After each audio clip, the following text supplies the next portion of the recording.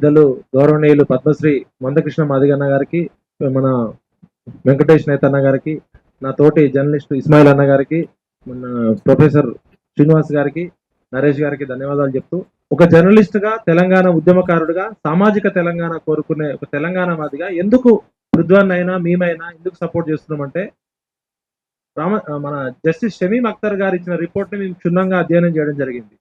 దానిలో first terms of reference విధి విధానాలలో మొదటి టర్మ్స్ ఆఫ్ రిఫరెన్స్ శాస్త్రీయత, తర్కబద్ధత, హేతుబద్ధత ఉండాలని ఉంది, న్యాయసమ్మతమై ఉండాలని ఉంది.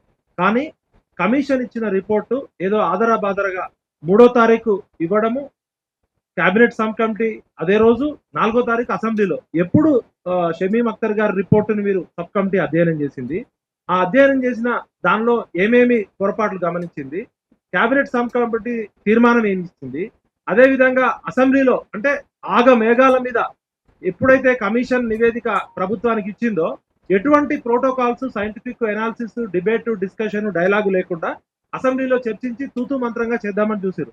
కానీ కమిషన్ నివేదికను ఒక థర్డ్ పార్టీగా, ఒక జర్నలిస్ట్ గా మాకు ఈ ఎంఆర్పిఎస్ మూవ్మెంట్ చేస్తున్నది న్యాయబద్ధమైనది అనే కోణంలో మేము స్టడీ చేస్తే తర్కబద్ధత లేదు, శాస్త్రీయత లేదు, హేతుబద్ధత లేదు, న్యాయ సమ్మితం లేదు.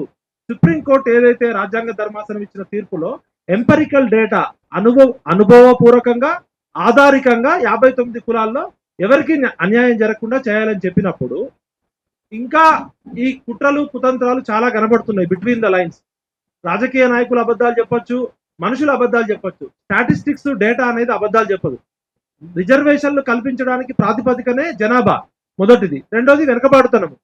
కమిషన్ ఇచ్చిన రిపోర్ట్ లో ఎక్కడా కూడా ఒక సూత్రీకరణ గాని, ఒక ప్రామాణికత గాని, సారూప్యత కనబడట్లేదు. గ్రూప్ ఏలో 1% కి 1,71,000 తీసుకున్నారు అత్యంత వెనుకబడిన గ్రూప్ కి. గ్రూప్ బిలో 3,63,000 తీసుకున్నారు. గ్రూప్ సిలో 3,54,000 తీసుకున్నారు. ఒక కామన్ సెన్స్ ప్రశ్న, ఏబిసిడిగా ఉన్న వర్గీకరణని Shamim Akhtar commission group 1, group 2, group 3గా వర్గీకరించింది.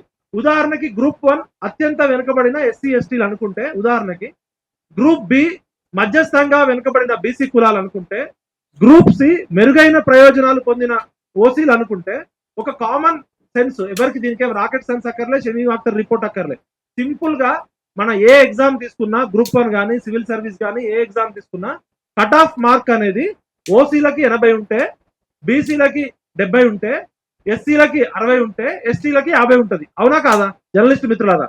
దీనికి పెద్ద రాకెట్ సైన్స్ అక్కర్లే.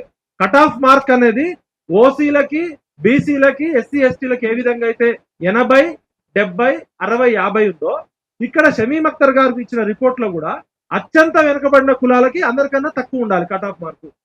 అదే విధంగా అత్యంత అభివృద్ధి చెందిన మెరుగైన ప్రయోజనం పొందిన షెడ్యూల్ కులాలైన గ్రూప్ 3కి అందరికంటే ఎక్కువ ఉండాలి.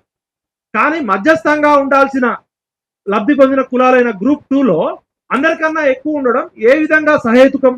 3,63,819 మందిని 1% యూనిట్ గా తీసుకున్నారు.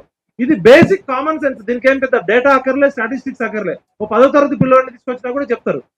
ఇప్పుడు ఉదాహరణకి మనము రన్నింగ్ రేస్ లో 100 మీటర్లు పెట్టినప్పుడు బలంగా, అన్ని రకాలుగా బలంగా ఉన్న వాళ్ళకి ఒక స్కేల్ పెడతాం, కొంచెం బలహీనంగా ఉన్న వాళ్ళకి ఒక స్కేల్ పెడతాం, ఇంకా బలహీనంగా ఉన్న వాళ్ళకి ఒక స్కేల్ పెడతాం.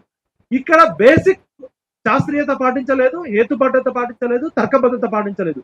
కమిషన్ తనకు తాను విధించుకున్న టర్మ్స్ ఆఫ్ రిఫరెన్స్ లో కమిషనే ఉల్లంఘించింది అనేది నేను గాని, పృథ్వన్న గాని, ఇస్మాయిల్ అన్న గాని, మేమందరం కూడా ఎందుకు మందకృష్ణ మాదిగన్న గారు చేస్తున్న పోరాటానికి సపోర్ట్ చేస్తున్నామంటే, ఇది న్యాయమైన పోరాటం, ఇది ధర్మమైన పోరాటం, చట్టపరంగా, రాజ్యాంగబద్ధంగా, న్యాయబద్ధంగా అన్ని రకాల అర్హతలు ఉంటే 30 సంవత్సరాల సుదీర్ఘ పోరాటం తర్వాత, ఎన్నో పోరాటాలు, త్యాగాలు, అమరవీరుల బలిదానాల తర్వాత రామచంద్రరాజు కమిషన్, ఉషా మెహ్రా గారి కమిషన్, తర్వాత సుప్రీంకోర్టు చెప్పిన, అందరూ చెప్పినా కూడా భారతదేశంలో ఉన్న అన్ని రాజకీయ పార్టీలు ఎంఆర్పిఎస్ ఉద్యమానికి మద్దతుగా లేఖలు ఇచ్చినా కూడా దీన్ని ఒప్పుకోవట్లేదంటే ఇక్కడనే తొండాట ఆడుతున్నారు. వాళ్ళు ఎవరైనా కావచ్చు. మేము ఎవరికి అన్యాయం జరిగినా అన్యాయం వైపే ఉంటాం, బాధితుల వైపే ఉంటాం. ఈ రోజు మందకృష్ణ మాదిగన్న గారి 30 ఏళ్ల పోరాటం కేవలం ఎస్సీ వర్గీకరణ పోరాటంగా చూడట్లే, ఇది సామాజిక తెలంగాణ పోరాటంగా, సామాజిక న్యాయం కోరుకునే పోరాటంగా చూస్తున్నాం. కాబట్టి సమాజంలో జరిగే సంఘర్షణ, మాటల కొట్లాట, ఆ వాటా కోట అనేది డేటా, సైంటిఫిక్ ఎనాలిసిస్ తో చూడాలి. నేను ఈ రిపోర్ట్ ని నిన్న బెంగళూరులో ఉన్న ఒక సోషల్ సైంటిస్టులకు పంపడం జరిగింది. ఢిల్లీలో ఉన్న జేఎన్యూ సైంటిస్టులకు పంపడం జరిగింది.